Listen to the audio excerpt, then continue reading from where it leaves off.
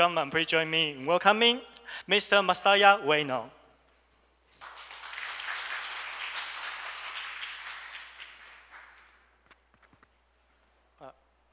Working? Okay. Good afternoon, everybody. Again, it's a very honor to be here today.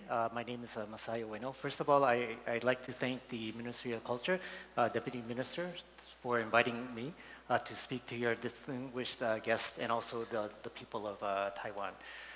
So first of all, I'd like to explain what Viki is about. I think you know that Viki is, you heard of Viki, and it's kind of like, it's an OTT platform, but we consider ourselves a little bit more than that. We just don't stream videos for people to watch, but what we want to be a more active platform for the users to be engaged with the content as well. So before I talk in detail about Viki, I'd like to show a short video of what we are all about.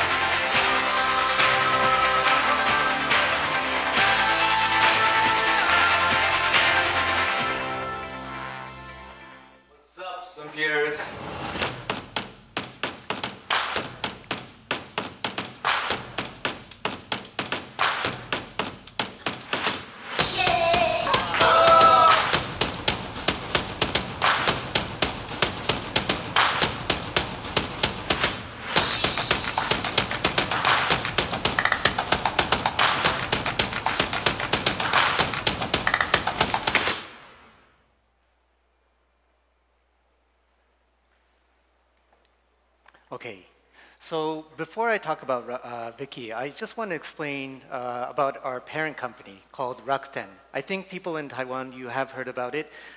We do have an e-commerce platform here in Taiwan. We also have a fintech business here as well, where we issue credit cards. We have Rakuten credit cards in Taiwan as well. The company started in 1997 with first a e-commerce platform, which we call a marketplace, where we call it a B2B2C platform, where we are the marketplace, kind of like a shopping mall, but we have merchants to open up a shop on Rakuten, and then of course, then sell it to the consumers. The company was founded on one main vision or mission, where we wanted to empower the society through the power of the internet and also through innovation as well. And for the past 20 plus years or so, we have gone into several different types of businesses. Of course, a lot into more into e-commerce, where we have expanded internationally. We've gone into the fintech business. We've gone into life and leisure. Travel is one of the largest online travel platforms in Japan. Of course, we've gone into more aggressively into the digital contents area, where it's not only Viki, but we have Rakuten TV in Japan and also in Europe. Also, we have a ebook reader called Kobo. I think this service you have in Taiwan as well. And recently, we have just gotten the license to become the 4th operator of mobile carriers in Japan. So in addition to the Docomo's and the SoftBank and the AUs, we will be the 4th mobile carrier in Japan. Recently, we have gone into aggressively going into sports. I think for people who have seen soccer, you've seen FC Barcelona, where we have the Rakuten logo. For you NBA fans, we are also the main sponsors for the Golden State Warriors, where you see a small patch as well. We also have a baseball team and also a soccer team, a football team in Japan as well, which I'll get into a little bit later on. So when you ask fans of Viki, what they see in Viki is that they see us as a platform that we are breaking down culture and also language barriers as well. Forbes magazine has called us one of the most innovative entertainment platform last year. And what they see in Viki is that we are an engaging, community-oriented, lean-forward approach model that communicates well to the young entertainment consumers. So when you think of OTT service, you may think of a service like a Netflix or a Hulu, which is more focused on streaming contents. So we try to be a little bit different from that. Again, trying to be more community-oriented and also using other channels such as social media to reach out to our audience as well. So if you look at the behaviors of how Viki is compared to Netflix, you have much more people watching Viki than Netflix. On average, it's about 2 hours and 30 minutes. Okay, this is quite a lot, I think, even for daily viewing of OTT. But again, it's not just about the content, it's more the community aspect and also the special product features and the features that we have on Viki, which is growing, which is having the people stay on Viki for a long time. So if you look at our growth from 2013, we have grown to more than 180% membership worldwide. I think it's not only the fans that keep watching, but it's the global interest of Asian content that is spreading throughout the world, which is driving the growth of our memberships worldwide.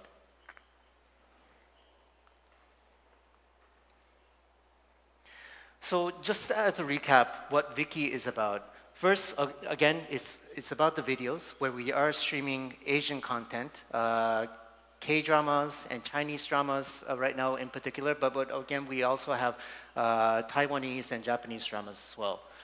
At the same time, we also have an editorial arm called Sumpi. This is the largest English-speaking or English language K-pop news site. And if you think about it, the fans of K-drama or K-pop, they have a correlation with each other. So we saw that the people who watch K-drama are very interested in K-pop, and vice versa as well. And this, of course, was a great match to be partnered with Sumpi. And also at the same time, from the feedback that we get from our users, where it's not only just K-pop and K-dramas, but they're also interested in learning more about the lifestyle of Asia as well, and also which relates to beauty, food, and also we get a lot of feedback from the users regarding Taiwanese contents or Japanese contents as well. So we are able to expand not only our offering in showing dramas or movies, but also in short form videos, such as trying to introduce Asian food or beauty in short form videos, and also working with micro influencers as well.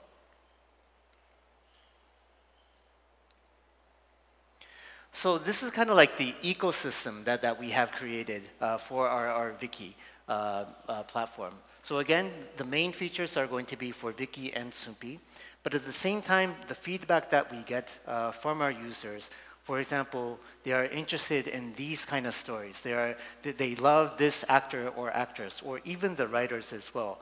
So from those information, we are able to come up with original programmings as well. So which we have created in the past, and I'll explain a little bit more into that. And again, trying to come up with, trying to work with influencer videos where we introduce new type of content, like the lifestyles as well.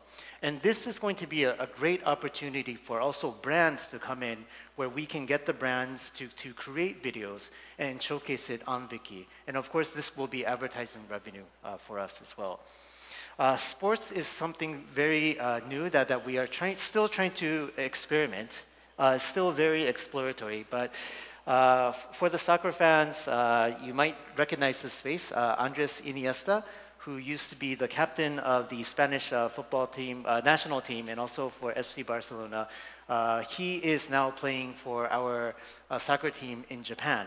And we are trying to create content around him, kind of like a documentary not so, not into comedic, but just lifestyle, his daily activities that he is doing. And for the super fans of him, they want to see, what he's doing.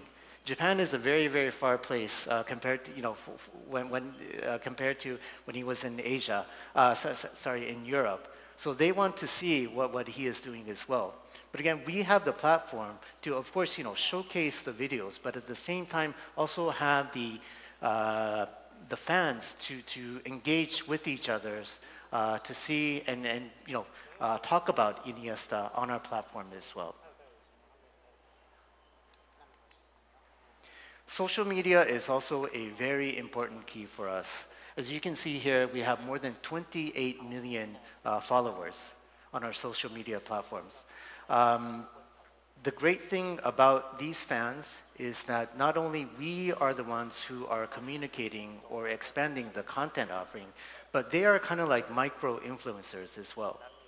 The 28 million people that you see here, they are the ones who are telling their friends, that the content was great, you should watch this or so. So they're kind of like a huge part of the Viki family where they are being influencing their fans, influence the content to their fans as well.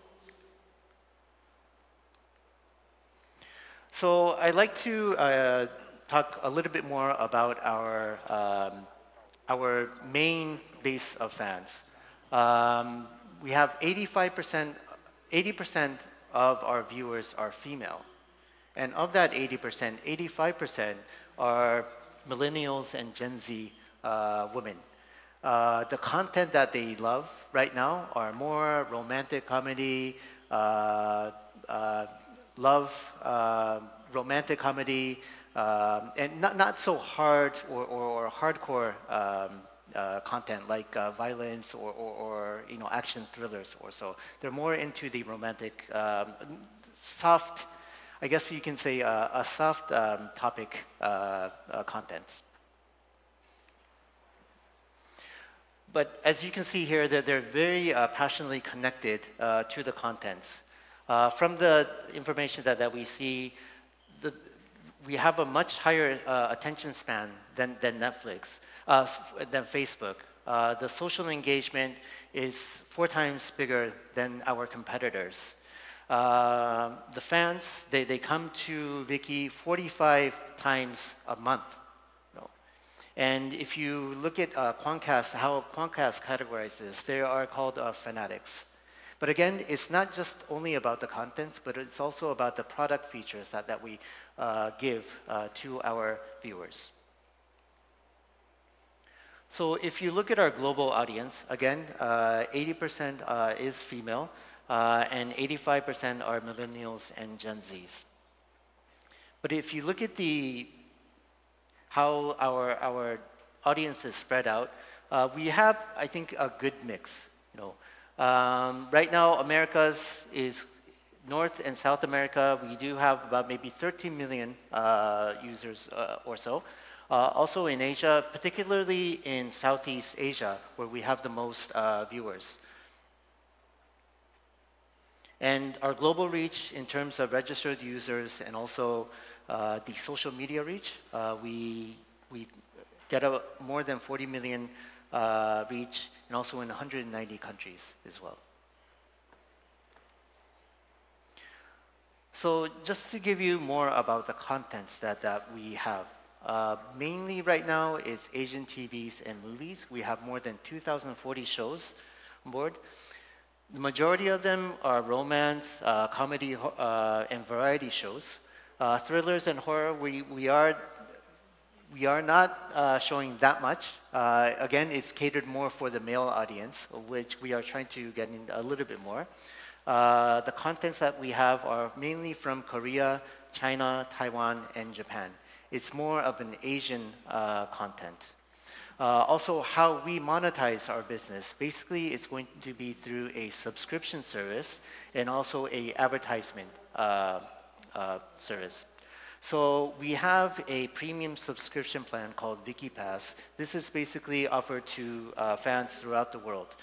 Very simple model where they pay $4.99 for a month or so, then they're able to watch exclusive contents, ad-free, and so on. However, of course, $4.99 might be very expensive for certain parts of the world, so that's why we have to cater some of the packages where we offer much lower plans. For example, for Brazil or Indonesia or India or so, we offer a 99-cent plan where they can watch the contents ad-free.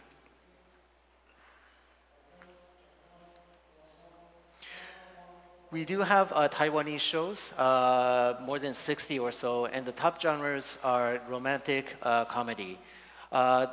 The top 3 highest rated shows that we had were Attention Love, Refresh Man, and Murphy's Love. Some of these titles, they were subsidized by the Ministry of Culture, and they had helped the producers and also the content providers to get the content going out, to export the content. One thing that I think, even for Japanese content, also for the Taiwanese content, is that the Korean government has done a very good job in trying to export their content. Again, it's not just giving out the money or so, but it's also trying to bring export the culture of Korea, not only in the content space, but also the food, the lifestyle, and so. So they have been working very closely with the content providers and also other players as well to get the content out in the open to outside of Korea. And I think this is a good learning that we should understand from what Korea has done in the past.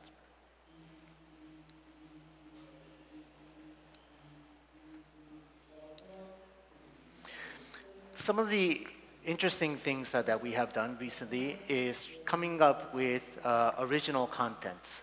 Again, original contents, the reason why we have gone into original contents is right now the video streaming OTT services, the models are changing quite a lot.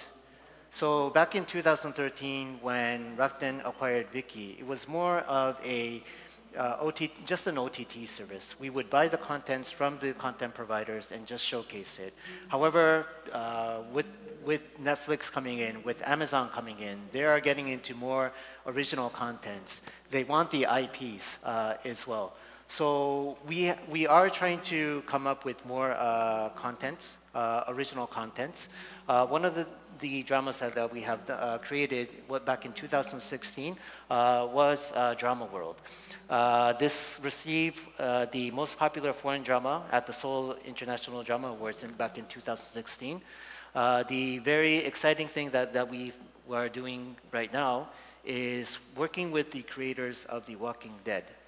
So they have come up with a story called 5 Years, and what we will do is have a Korean writer come up with a Korean version of this story, and we will be working together with them. And of course, launching it, trying to get this out globally as well. So this is something very interesting that we are working on, and hopefully it will go out late 2019 or so. So the very important thing, again, is not just the content part, but also catering to how the viewers want to watch the content itself. So we have been putting a lot of power into creating the best apps out there. So as you can see, for Android and iOS, we do have a very high score as well. But right now, we are also seeing a large viewership in smart TVs as well. So we are working with Apple TV, Xiaomi, and Roku to give a universally best experience. When they come to Viki, they would know what kind of experience that they would get, and we try to make it uniformly the same in all the devices that customers want to watch.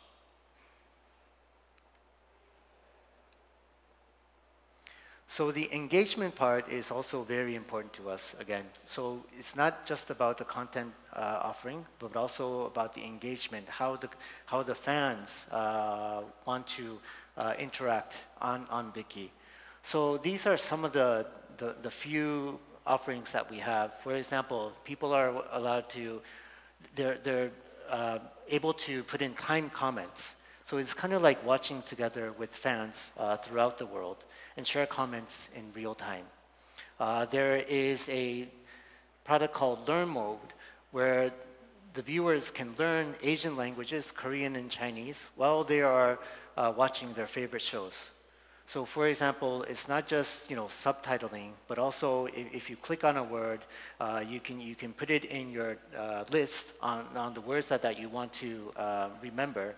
Also, try to test out the pronunciations of the word as well. And also, of course, Viki is very, very famous for their subtitling. So these are some of the tools that they have.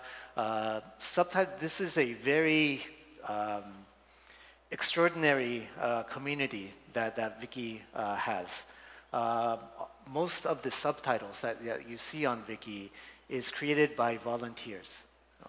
And volunteers, we don't mean just each individuals around the world, but they have a team of volunteers. So there is a team consists of about maybe 20 volunteers or so, but at the top there is a community manager. So the community manager tells their 20 plus volunteers or the subtitlers and say, okay, from this segment onwards, you please subtitle this or so. So this is again an extraordinary community service that we have. For top titles that we get, a 16 episode drama, 1 hour each episode, sometimes gets translated or subtitled in about 3 to 5 hours or so. So and again, the subtitling is done throughout the world. There are people in the US, there are people in Europe, Latin America or so, but the power of internet and also the platform that we have, we are able to provide that kind of service for these communities as well. And also for the engagement tools and the products that we have on Soompi side, for example, coming up with forums, coming up with quizzes where people can vote on who is the better K-pop group or so. These kind of small but very important features are the things that keep the fans engaged and keep wanting to come back to Viki and Soompi. So I just want to share how the press sees us. They do see us as a very powerful community that again, it's breaking down language barriers as well. It's a great place, or the subtitling or the technology around the subtitling, crowdsourcing subtitling makes Viki very, very special as well. And also the Soompi Awards, which I'll explain a little bit in the next few slides. This is a very, very large international award done online, but gets billions of impressions as well. So I think some of you may know that K-pop is becoming a very, very huge thing in the US, even in the US as well. We had been featured in the Today Show during the Winter Olympics. But in the US, there's not a lot of niche services, or there's not a lot of services that has the ability to have all of the information around Asia, around K-pop and K-drama that Viki has. So the Today Show came to us. We are kind of seen as the go-to source for Asian culture and beauty inspirations or so. So we had a feature where one of our staffs, they went to the Olympics and explained about the K fashion trends that is happening in the US. But right now, the attention that K-pop is getting is becoming very, very big. For the people in the US, I think you might have seen BTS being on the Tonight Show or Good Morning America, which is kind of like the, the very famous shows, daily shows in the US.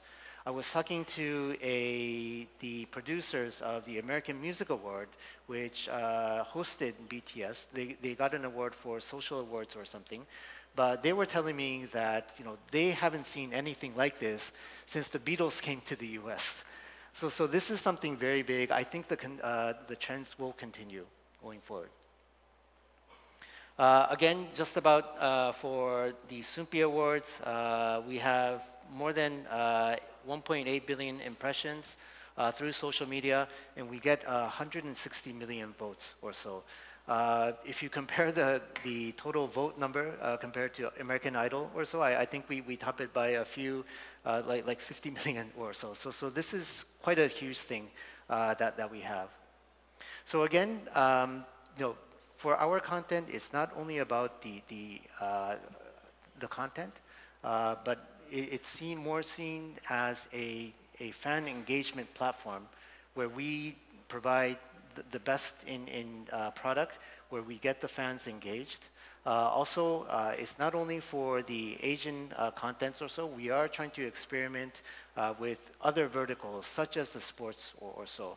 Sports fans, they also need some platform so that they can communicate to their peer fans. So it's not just about the social media, but it's our interest and our important task to create a platform for the niche viewers to come in.